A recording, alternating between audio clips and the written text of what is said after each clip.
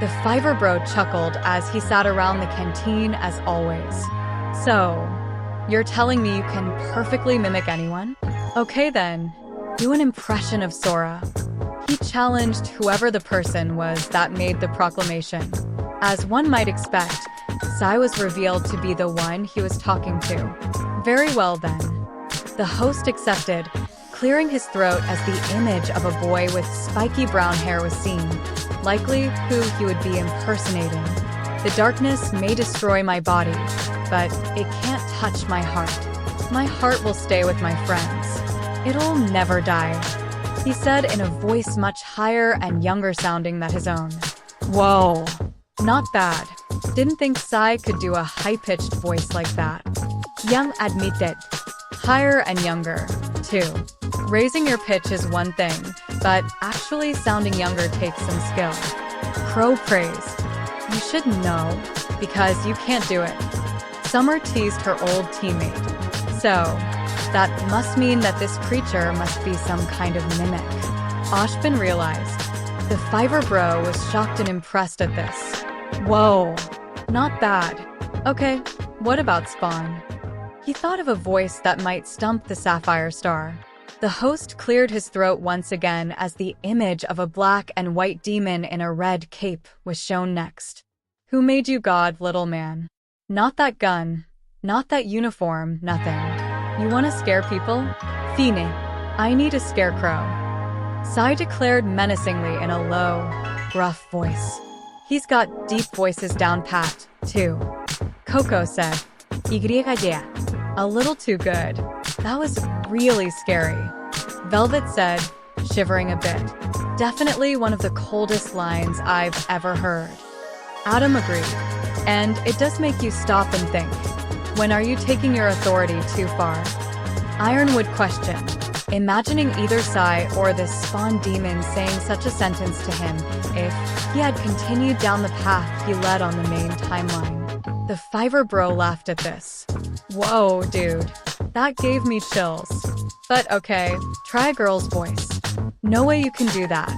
The glutton said confidently, certain that Sai wouldn't be able to do a feminine voice. For the final time, the Sapphire Star cleared his throat.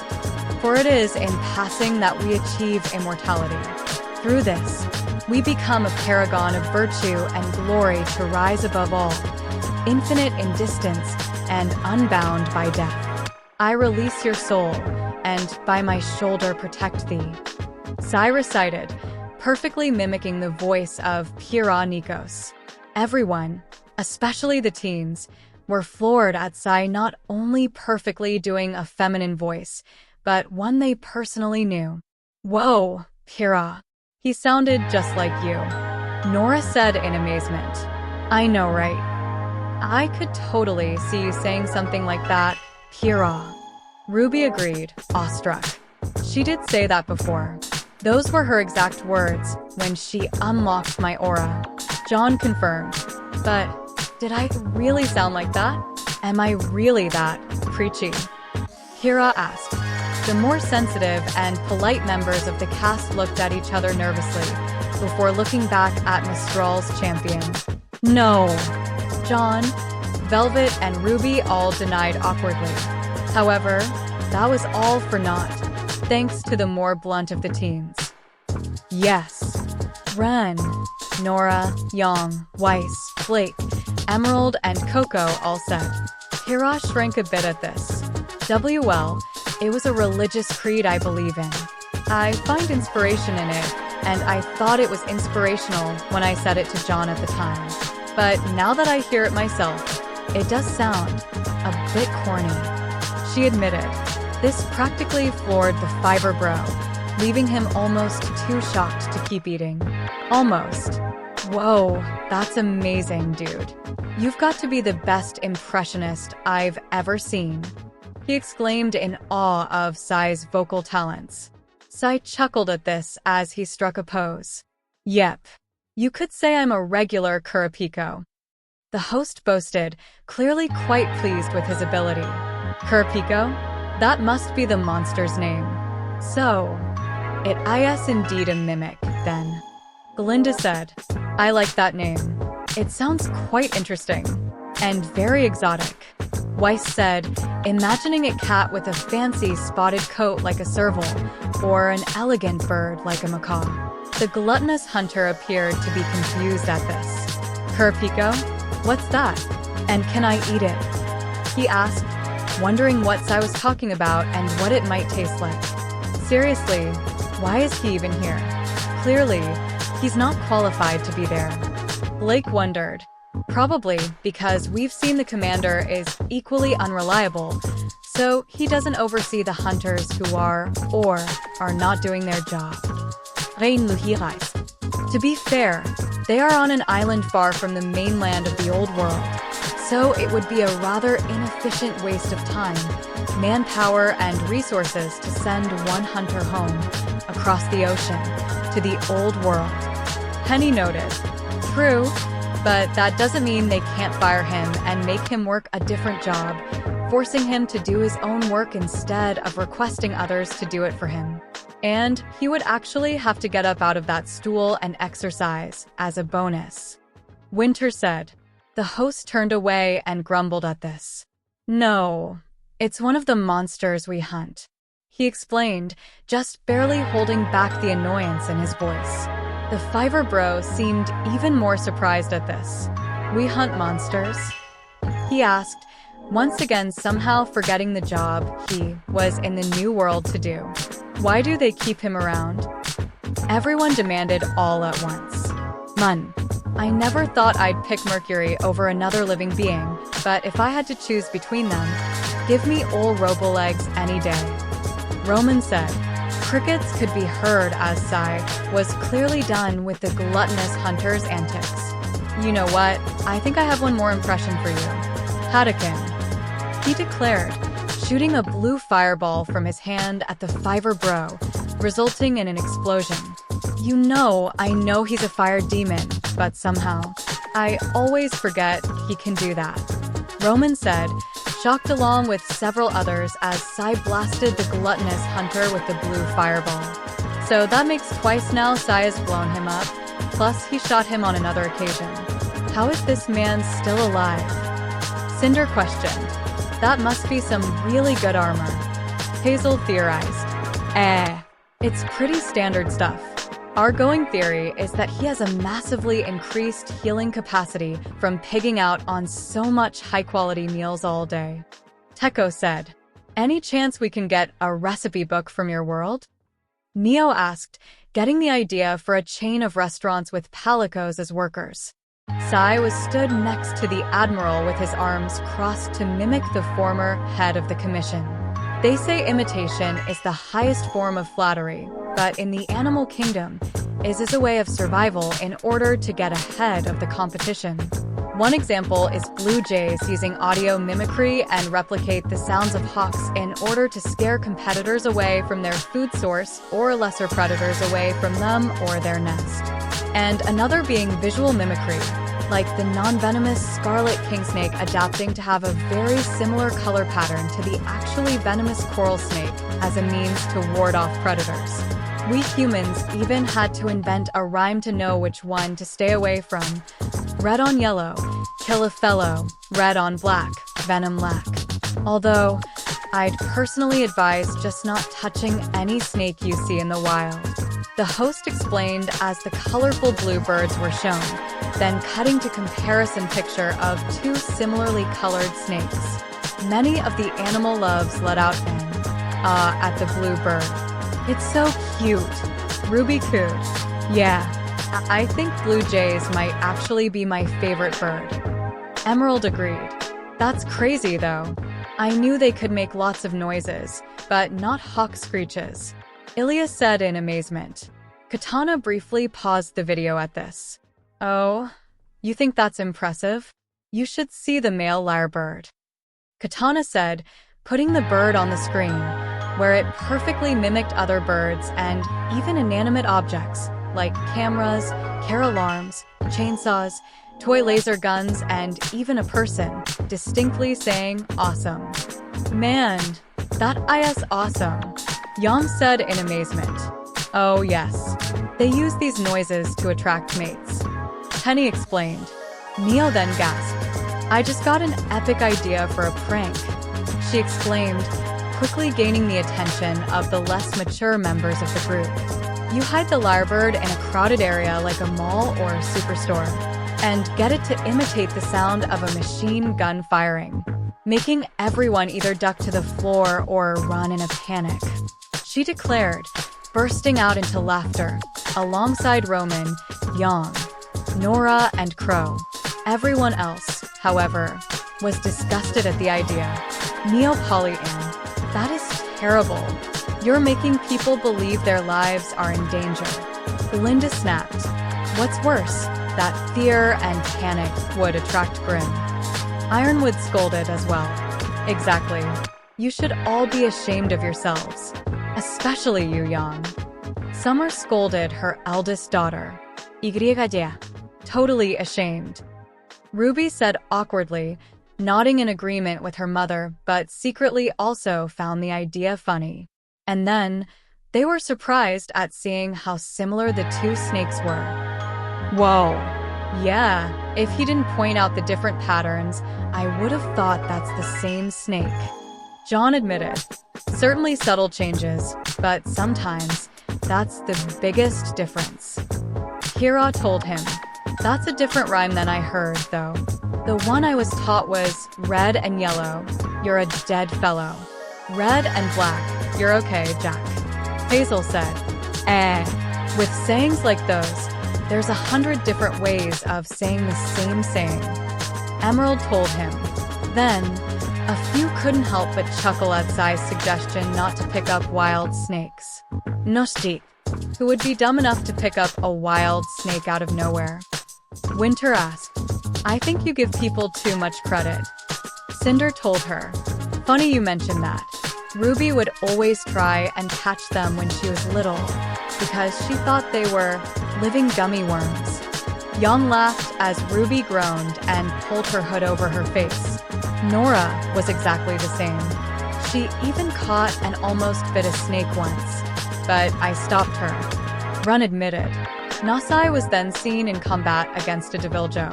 And our monster of today's discussion falls into a similar category as the blue jay, mimicking the sounds of bigger animal to scare away predators.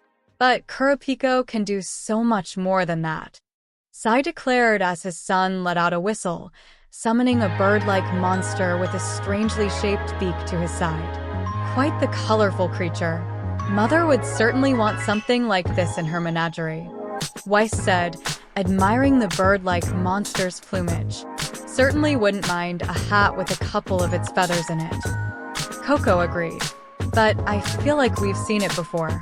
Somewhere in all these videos, it's definitely made an appearance, but I can't remember where.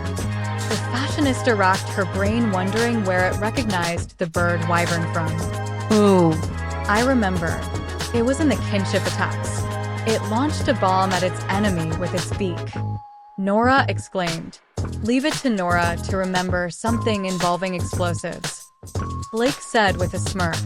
But did anyone else notice Nasai swapped out a Kirin for the bird thing while fighting a Deviljo?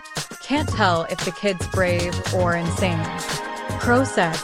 He'd almost said stupid, but he didn't want to insult the boy, especially not in the presence of the kid's aunt and older cousins. Oh, don't worry. It may not seem like much, but a Qurupeco might be a rider's best friend. Teko assured him. The young rider was now on the beach, circling the monster in question and observing its features. The bird wyvern that is the most outright bird-like after Malfestio and Achnasum, Qurupeco is almost the spitting image of a bird with beautiful green, yellow, and orange plumage, with iridescent purple feathers on its back between its shoulder and a bright red chest. More on that later. It has stubby, partially webbed three-toed feet and a long oar-like that unfolds into a similar shape to a Japanese war fan, revealing brightly colored skin, likely as a warning to ward off predators. Then, we drift away from bird and more into pterosaur territory with its large, leathery wings with thick, bulky growths on them, But we'll get to that later as we now get to its most eye-catching feature, its beak, which, strangely for a bird, is filled with teeth and an expanding crest on the top has a rather open cone-like shape. Sai listed the creature's various features as each one was focused on. I think it's nice seeing more simple monsters like this, that are just birds or just giant wolves, as opposed to crazy amalgamation monsters like Ppi. Velvet said, "Quite. Variety is the spice of life, but sometimes it is preferably to slow down and appreciate the simpler things." Ashvin agreed. So, the cone shape of the beak must serve some purpose. But what? And what of the growths on the wings and the red chest? They must serve some purpose if he specifically pointed them out. Adam noted, "We'll just have to wait and see." Ilya told him. Nasai was now riding on the monster's back as they slowly walked along the shore.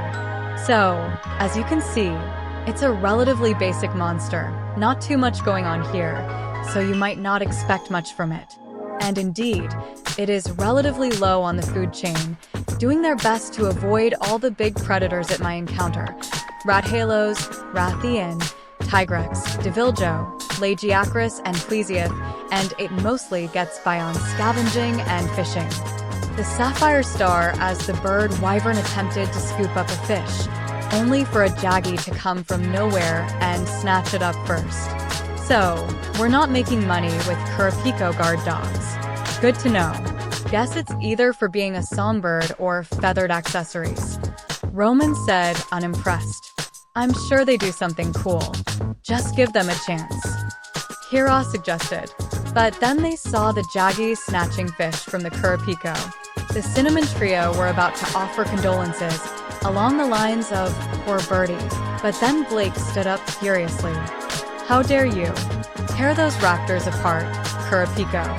Stealing fish is an unforgivable act. Blake snapped furiously before turning to the rest of the audience.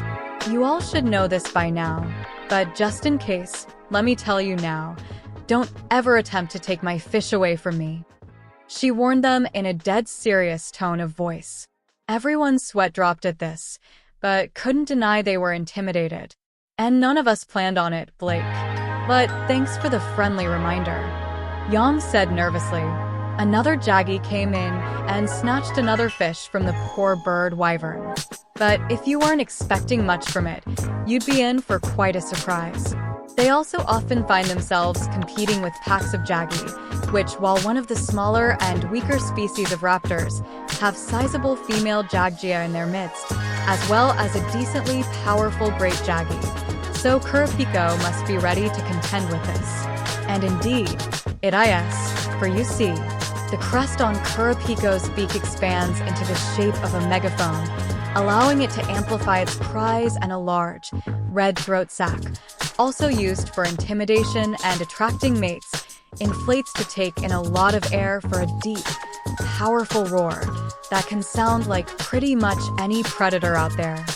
Sai added as, after having its fish repeatedly snatched, then having the jaggy about to gang up on it, the Qurupeco inflated its throat sac and let out a loud roar that sounded like that of a Deviljo, scaring off the raptors. Most of the crew jumped at the World Eater's roar coming out of the bird wyvern, with Blake and Velvet even jumping behind the couch.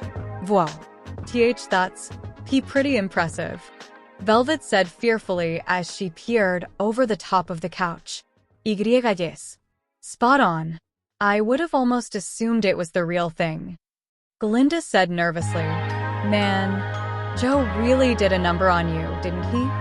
Teko asked. With all the horrific things it's capable of, can you blame us? Summer asked. That roar is burned into my memory. Is this how you feel when you see electricity, Cinder? Ruby asked. It's definitely close. Cinder confirmed. The bird wyvern inflated its throat sac and roared once again. So, yes, Qurupeco can perfectly replicate the roars of any other monster, even the biggest and most dangerous predators out there, which scares off just about anything that might think about messing with Qurupeco. even though they should clearly see it's a bird making that roar, not the predator they're scared of. The sapphire star as the Jaggy fled from the colorful bird.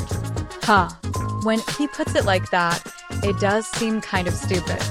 Neo admitted, well, when you hear the roar of something so much higher than you on the food chain, you can't afford to dismiss that possible threat. Hazel explained, indeed, the wild is a dangerous place for animals. They have to be alert to everything around them. Even the cries of other animals is enough to get most creatures to run, because they know whatever is making those noises is likely running from something. Henny agreed. Not to mention, these roars would likely attract any nearby apex predators, as they'd likely believe it to be a rival in their territory. Winter added, the Qurupeco was then seen flying through the air to escape a Barioth. In addition, in the rare event this doesn't work, Qurupeco is a very capable flyer, unlike a large percentage of winged bird wyverns, so if push comes to shove, they can fly away from anything they can't handle. Sai informed as the bird wyvern flew high into the sky, turning around and knocking down the pseudo-wyvern. Whoa! They must be pretty good if they can outpace a Barioth in the air like that. Ruby said in awe, yeah, if I could have chosen my semblance, I probably would have gone with flight. John agreed, but now both Sai and Rakasaripa have said most bird wyverns aren't very good at flying. Kind of weird for something called bird wyverns, don't you think? As in, the things that fly. Nora asked, well, there are actually a decent number of birds that either can't fly or aren't very good at it. So I suppose it isn't that strange. Weiss said. Nasai and his Qurupeco continued to walk along the beach shore, the bird wyvern looking like it was bobbing its head to some music. So, with these two factors, along with it being faster than most larger wyverns, allowing it to avoid direct conflict, Qurupeco are pretty chill and do their best to live unproblematic lives. They just like to go about their day, looking like they're absolutely vibing to their favorite song. And they are typically found in the deserted island, sandy plains, or misty peaks of the old world. The host explained as Monster and Ryder strode through the valley they were in. There were quite a few laughs at Sai's statement. Oh my gosh, they really do look like they're just vibing. Young Lao Gid. And whatever song they're listening to must be a bop. Nora agreed, bopping her head in time with the Qurupeco. Yeah, I bet I could really get jiggy to that. Summer said, dancing in her seat a bit, much to her daughter's horror. Mum, no? They groaned, mortified and completely embarrassed. The pompadoured rider and the bird wyvern were then seen in combat against a Mizutsund. But that's not to say they are incapable of fighting. When the need arises, they are still quite capable of holding their own, striking with a variety of pecks, flailing chicken kicks, and slaps from their surprisingly sturdy tails.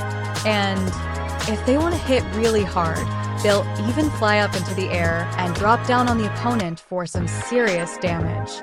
The Sapphire Star listed off the creature's combat capabilities as the attacks he listed were shown. Yeah, other than the tail, this is all stuff we've seen before.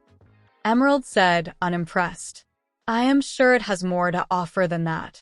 Velvet said, wanting to give the bird a chance. I doubt he'd bother making the video if it was just like things we've already seen before. Crow said, the Qurupeco was now hopping around while striking the two growths on its wings together. But they've also got a few hidden tricks up their sleeves, or rather, on their wings. Like I said before, they have a pair of brown growths on their wings. And besides just being strong weapons they can also hit their enemies with, they can be struck together to create a spark, much like flint rocks, which is why these growths are known as flintstones. But why is this important? Well, Qurupeco is capable of launching out blobs of mucus at its opponents. Sai explained as, indeed, the bird wyvern shot a spray of mucus from its mouth at a daimyo hermitor.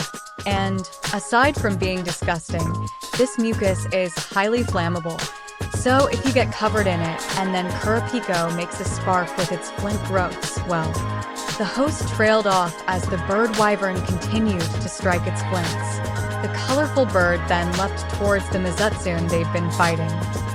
What the foo dash? Someone screamed as if it was supposed to be the Mizutsune itself before a massive explosion was seen, alongside someone laughing maniacally. But then, several of them soon became disgusted at the creature's unique ability. Why is it mucus again? RWBY said in disgust. Nature is beautiful in many ways, but that's not one of them. Belinda agreed. Still, it is quite interesting it developed such an interesting defense mechanism. That could make it a good partner for some huntsmen who specialize in fire dust rounds. Winter noted, "Ugh, I think I'd rather be set on fire than covered in disgusting mucus." Weiss said, everyone giving her a seriously look. Nasai was now on his Qurupeco's back, holding a barrel bomb above its head.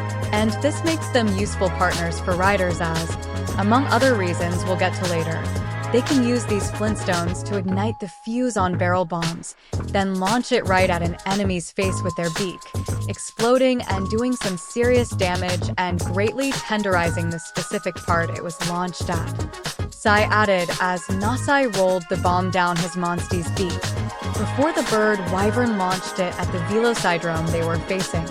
Oh, that would be quite useful if we still used bombs with fuses. Kira said, giggling a bit. Avo, that would have been amazing to have during our food fight. We could have had it launch watermelons with its beak, like a catapult. Nora complained, recalling back to the food fight with Team RWBY. That feels like an extreme waste of the uses of this monster.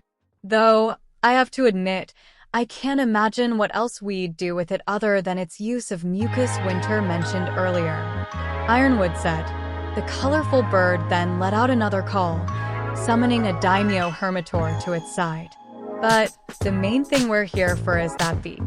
I made fun of monsters running away when Qurupeco mimicked other monsters before, but that was probably a good idea, as more often than not, the Qurupeco's call serves to attract whatever creature it was mimicking. The older the Qurupeco, the more dangerous the monster they can call. Fun fact, we first discovered Deviljo because of this. Some hunters went to deal with a pesky Qurupeco, and it let out a roar they never heard before. The next thing they heard was boss music as a pickled dinosaur burst through the trees and proceeded to decimate them.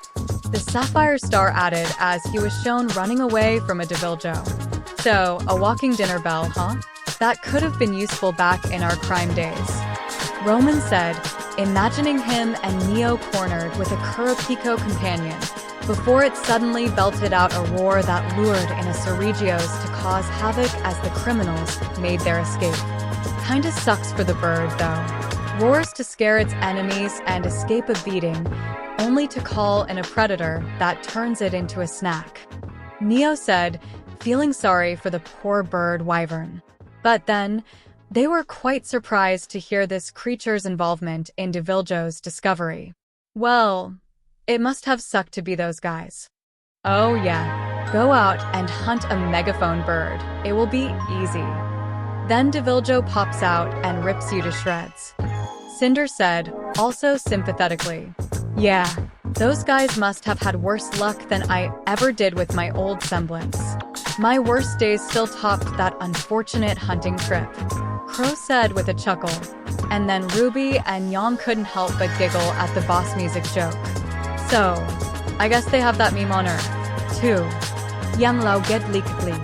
That's good. More fun memes for everyone. RWBY cheered.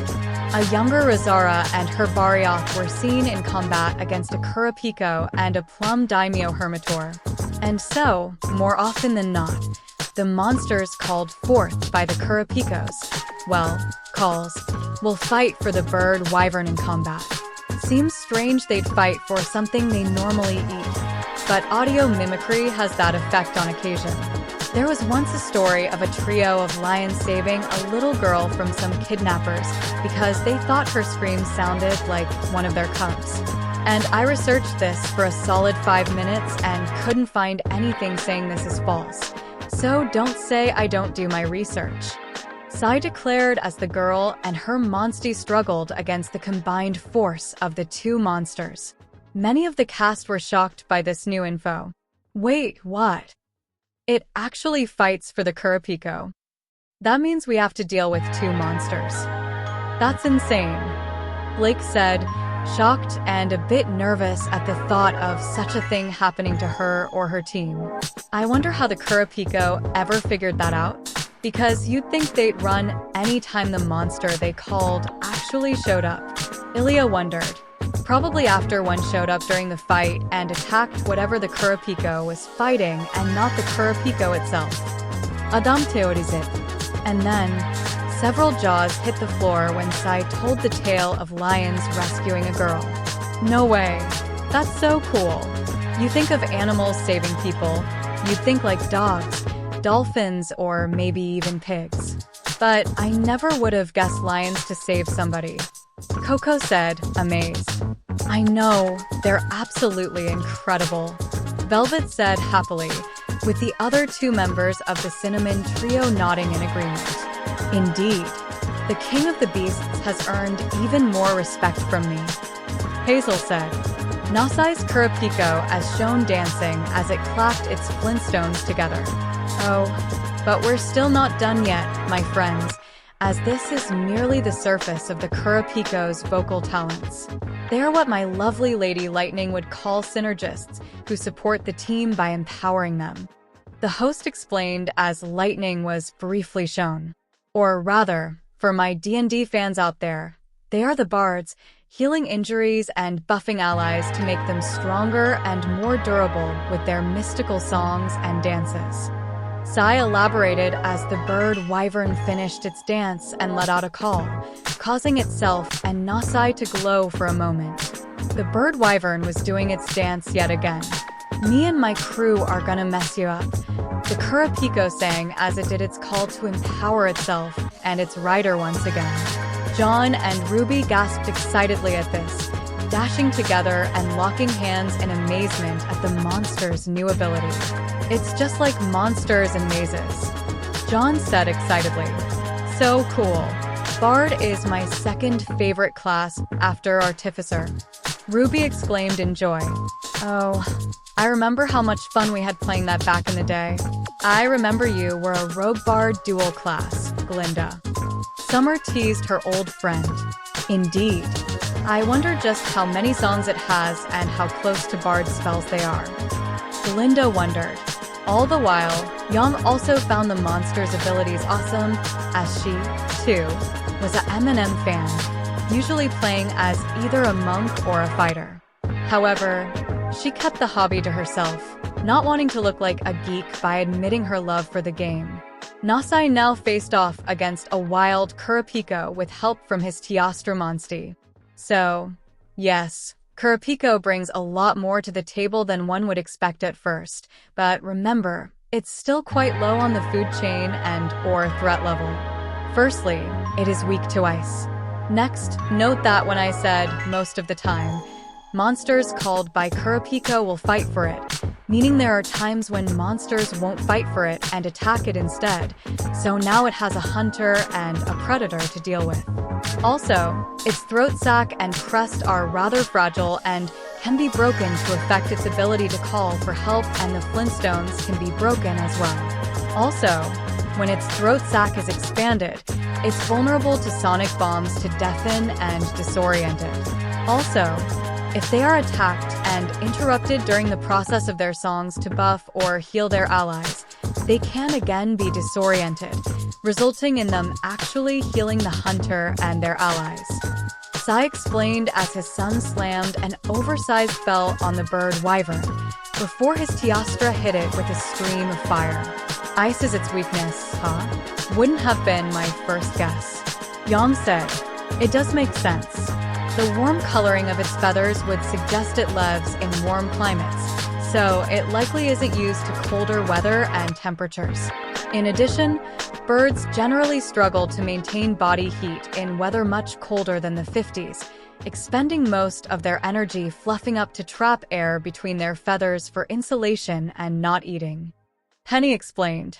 Quite strange that it's vulnerable to loud noises, though, considering most of what it does is loud noises. Ashbin pointed out next. Maybe it throws off their concentration or something? Crow suggested. Cool that we can get the buffs for ourselves, though. Can you imagine the Qurupeco's face when it's about to heal itself or its friends, then gets attacked and heals its enemies? Meow asked with a smirk. It was at this moment that he knew. He fucked up. Emerald said, the two former thieves giggling. The pompadoured rider was then seen holding a Qurupeco egg. However, this is assuming a Qurupeco makes it to adulthood to become a problem, which is rarely the case, as the little bundles of joy have a number of problems simply with the nature of their species. Sai explained in a grim tone as a baby Qurupeco hatched from the egg. First off, from the moment they are born, their vocal organs are fully developed. This is dangerous, because their calls can sometimes unintentionally lure in a dangerous predator. Thankfully, the parents usually scare them off with the roar of a larger predator, but this doesn't always work, or the parents aren't always there to defend their babies. The Sapphire Star elaborated as a Qurupeco summoned a Daimyo Hermitor again. The good mood was quickly lost upon this revelation. Those poor babies. Velvet said, already on the verge of tears, endangered by their own vocal cords. Something entirely beyond their control. That's so horrible. Kira said, also tearing up a bit. The parents must be devastated if they aren't there to save the babies in time. Blake said sadly, why does nature have to be so horrible? Ruby cried out, tears actively starting to leak out.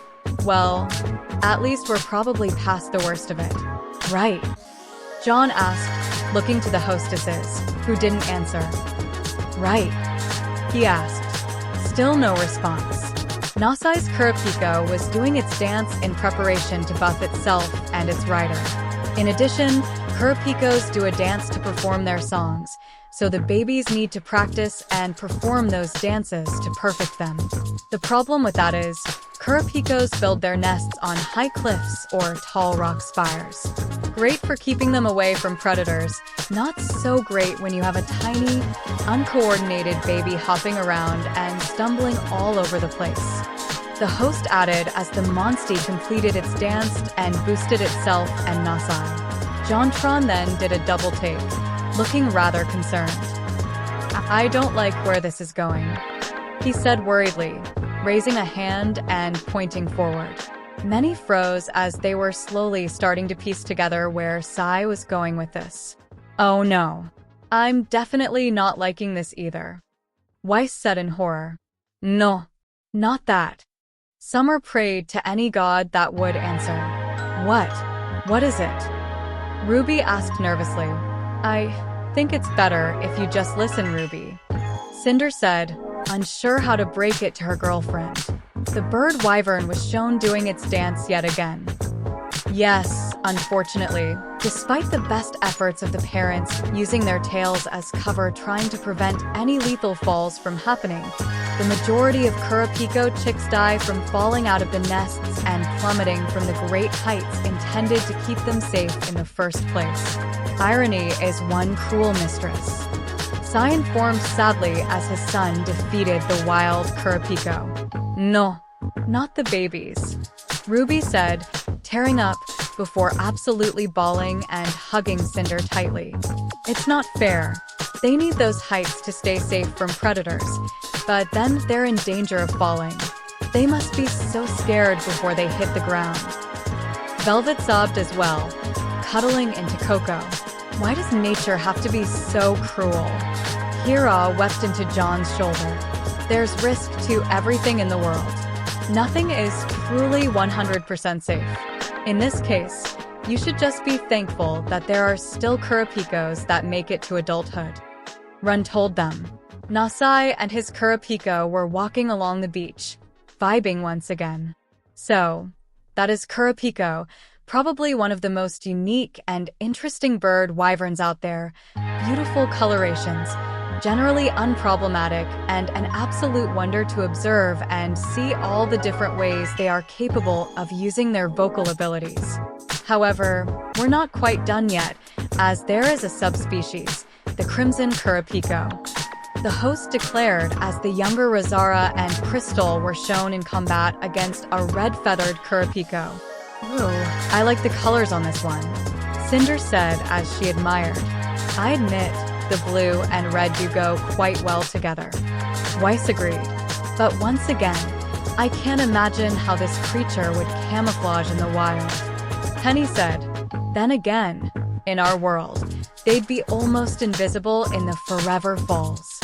Winter pointed out, the pompadoured teen was now seen riding this new version of the bird wyvern, walking through a cave while vibing like the first one. So, first of all, the obvious. The colors are different. Now a deep crimson with a vibrant teal as a secondary color for a much more exotic appearance. And, as is common with these subspecies, these ones are a good bit larger and more powerful than the normal variety. And in addition, despite still being at the same low level on the food chain and sticking to their pescatarian diet, these ones are more aggressive than the original, due to the fact they live in the harsher environments of the volcano and flooded forest. Sai explained as the red bird wyvern charged and attacked a velocydrome. Makes sense.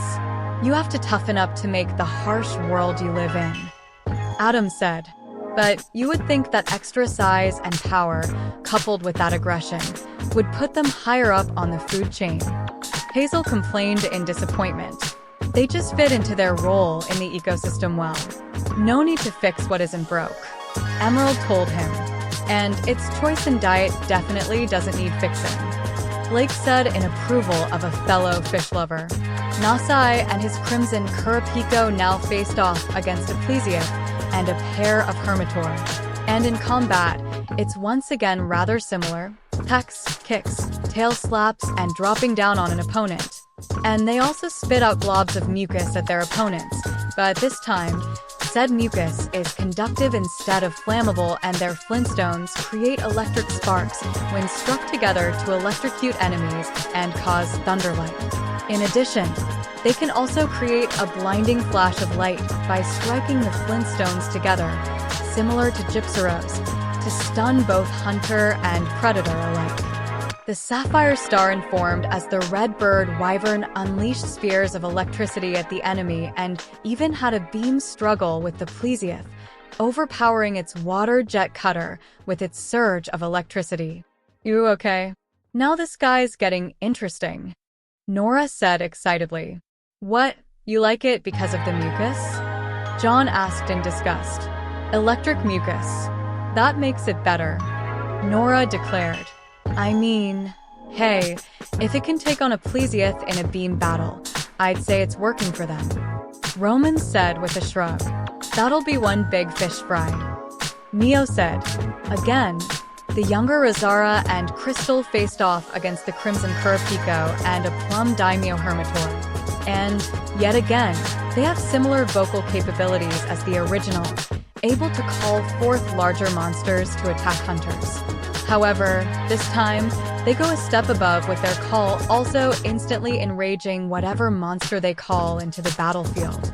In addition, unlike the original, they can let out a loud cry that requires a set of earplugs in order to drown out, unless you want to feel like your eardrums are about to burst. And above all, in addition to the original's ability to heal and boost themselves and other monsters, they also take on the role of saboteurs, as lightning calls them, having roars that weaken their opponent, making them more feeble and less durable. A truly nasty combo, having your enemies strengthened while you and your allies are weakened. Sai warned as the bird wyvern let out a loud roar that made the Barioth falter, while its rider was knocked back. The crimson Qurupeco danced once again as it prepared its draining dance. You're a short motherfucker and nobody likes you. It mocked viciously in song form before letting out its roar that knocked the two down and back once again. To no one's surprise, the more immature of the cast couldn't help but laugh at the mocking song. "That's so mean, but so funny." Nora laughed. "Oh man, if I had heard that while we were still enemies, I definitely would have used that on you, Neo." Young giggled.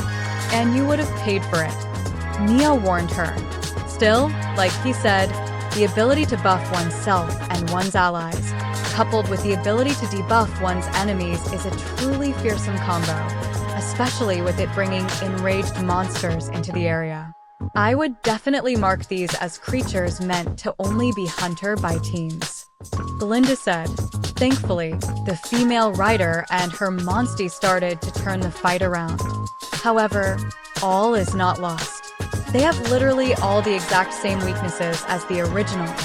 The same weakness to ice, the same vulnerability to loud noises when their throat sac is inflated, and you can steal the healing or buff they plan to give to themselves or other monsters with a loud noise or damage to their throat sac as they perform their dance.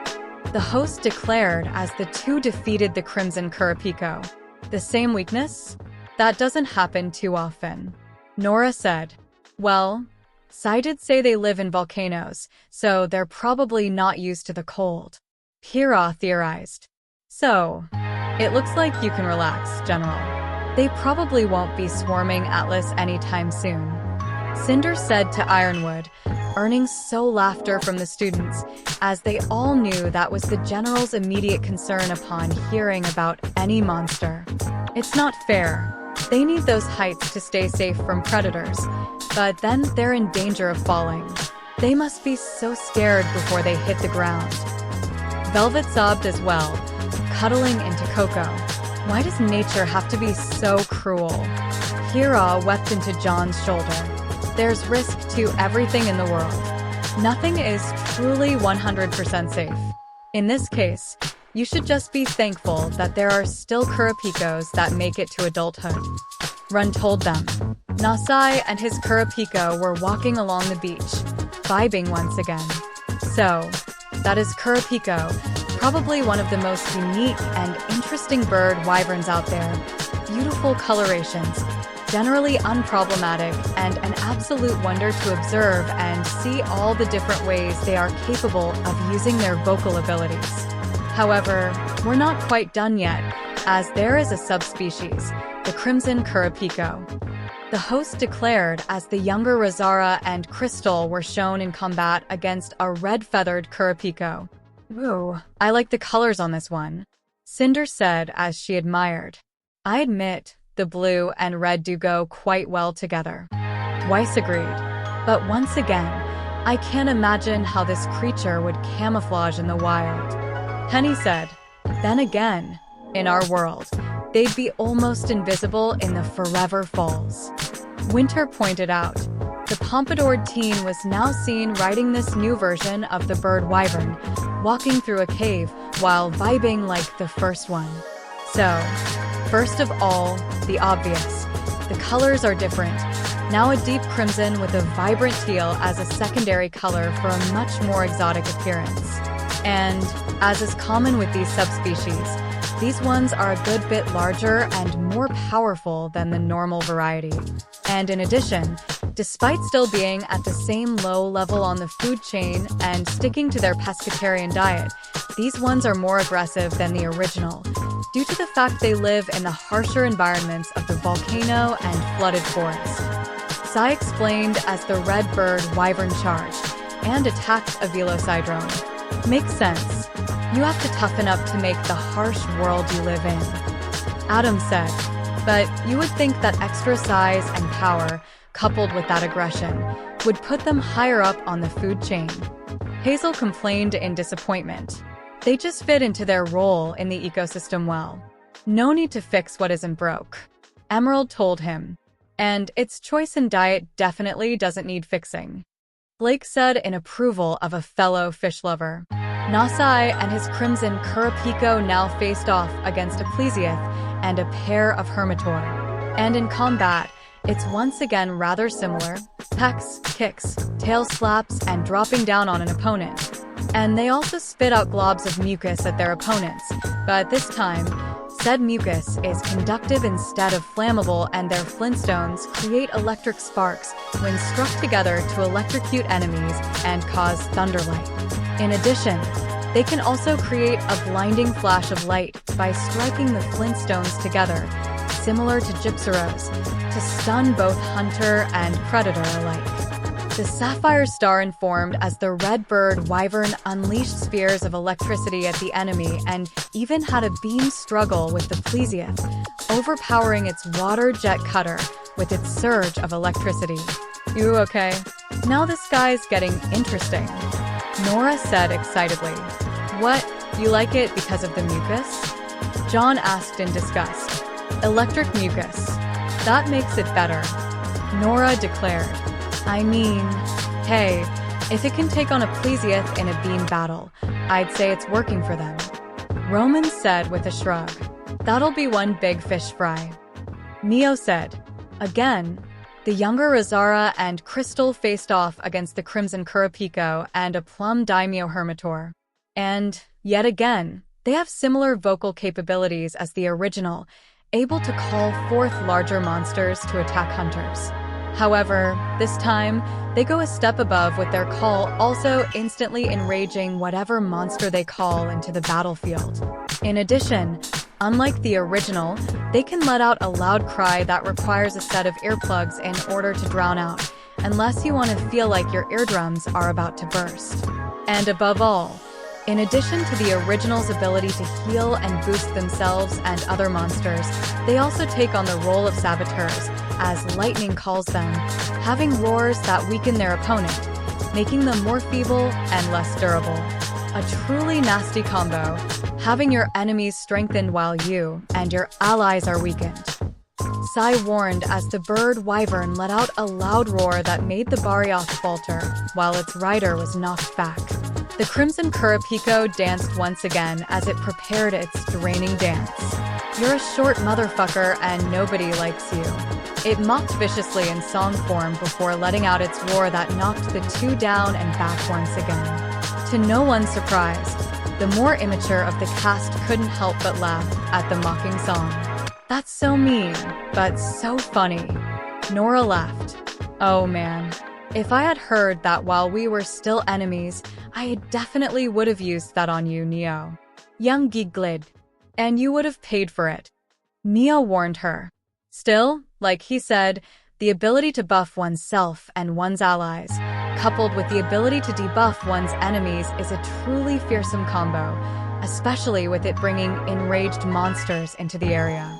I would definitely mark these as creatures meant to only be hunter by teams. Belinda said. Thankfully, the female rider and her monstie started to turn the fight around. However, all is not lost. They have literally all the exact same weaknesses as the original. The same weakness to ice, the same vulnerability to loud noises when their throat sac is inflated, and you can steal the healing or buff they plan to give to themselves or other monsters with a loud noise or damage to their throat sac as they perform their dance. The host declared as the two defeated the Crimson Qurupeco. The same weakness? That doesn't happen too often. Nora said. Well, Sai did say they live in volcanoes, so they're probably not used to the cold. Hira theorized. So, it looks like you can relax, General. They probably won't be swarming Atlas anytime soon. Cinder said to Ironwood, earning so laughter from the students, as they all knew that was the General's immediate concern upon hearing about any monster. Nasai and his Crimson Qurupeco walked through a cave while vibing once more. And so, that is everything on the Crimson Qurupeco. Very similar, but unique enough in its own right and a range of impressive abilities to put it on another level from its normal counterpart. And with that done, we have reached the end of our discussion on the colorful bird. I am a big fan of these guys. They're absolutely striking in the visuals department. They bring a level of unpredictability into the fight because you never know what monster they might call in for backup, and as gross as it is, their mucus abilities can make them quite a challenge when they use them to their full extent. And come on, how cool is it that there's a literal barred monster out there? Sai finished as the bird wyvern did its dance and roar to buff its allies one last time. I totally agree with Sai. A barred monster is just the coolest. It's the only monster that actually fits into an M&M class. Ruby said excitedly, "Yeah, could you imagine if we had these guys on our side? We'd be unstoppable." John said, equally excited, "Indeed. Now it's almost a shame they can't tolerate the cold, because one or both of these would be amazing in Mother's menagerie. And in an absolute worst-case scenario, they would be excellent guard animals for Mother and Whitley if anyone broke into the mansion." Winter added, "Or they could even possibly provide additional vocals at my concerts." Weiss said as well. Katana stopped the video and looked to the cast. "Well, you know what I'm gonna say." She requested their thoughts. "It was awesome. Sai already said it, but having a barred monster out there is just awesome. And like I said, they'd be great companions for huntsman teams." John said, "I wouldn't mind hearing the songs they sing." Sai didn't really give us any audio of their actual singing, just some other bard singing. Weiss pointed out, or maybe they're so good at mimicking, I even managed to mimic that song. Nora theorized, "Ooh, I just thought of a great prank with these guys." Neo said, all of the pranksters in the audience leaning towards her. "We bring a Qurupeco out into the middle of a town or city or village first thing in the morning, before the sun is even up. Then we make it do the loudest monster roar anyone's ever heard." She instructed, the pranksters bursting out in laughter. Half the people in town would wet themselves. "We might even get a few heart attacks." She added, the laughter becoming absolutely uproarious. "Neo, that's cruel. It is incredibly important to get the proper amount of sleep. Any less than 7 hours is unhealthy, even more so if you repeatedly get less than 7 hours. Not to mention, as you yourself said, that could cause people heart attacks. I consider a prank to be taken too far if it threatens a person's life." Glinda scolded, "But I do like the idea of it summoning stronger monsters to fight with it. More of a challenge, which is always fun for me." Yang said, shadowboxing a bit, before looking to the hostess. "So, Katana, are we getting Dash?" Yang asked, even beating Ruby to her usual question, but Katana held a hand up to stop her. "Yes, Yang. Qurupeco will be coming to Remnant. They play an important level at the lower end of the food chain as prey for larger monsters and pest control for bugs and population control for fish, as well as cleanup crew as scavengers." Katana explained, much to the excitement of Yang, Ruby, and most of the other D&D fans. "Sorry to rain on your parade once again, students," Ironwood said, pausing for a minute to let the students air out their grievances with groans, complaints, a few boos, and even someone calling him a wet blanket. "But while I see your arguments for bringing them to Remnant, shouldn't we also consider the dangers, like them unintentionally luring more dangerous monsters to nearby villages outside of the protection of the kingdoms? Not to mention, since they're living megaphones with wings, there'll be constant headaches for anyone remotely near their territory and could even cause some poor, unfortunate elders to have heart attacks," as Neo said. He pointed out, I see your concerns, but I don't care." Katana said, causing the general to face vault. "That's what huntsmen are for. To protect people outside the kingdom. That's how they earn their keep. It's not like they'll have to defend against Grim much once monsters show up. I'm, 80% certain the monsters will be decimating Grim populations for entering their territory." She told them, "I suppose that is fair enough." Winter said, "So, what is next then?" She asked. "Oh, well, this time you're in for a treat, since you'll be learning about one of the biomes of the New World, as well as 2 monsters that live within it. To everyone in Atlas, I think you'll feel a kinship to this place. So get ready to witness the Frost Islands, alongside the Tetranodon and Gos Horag. Katana said, starting the next video.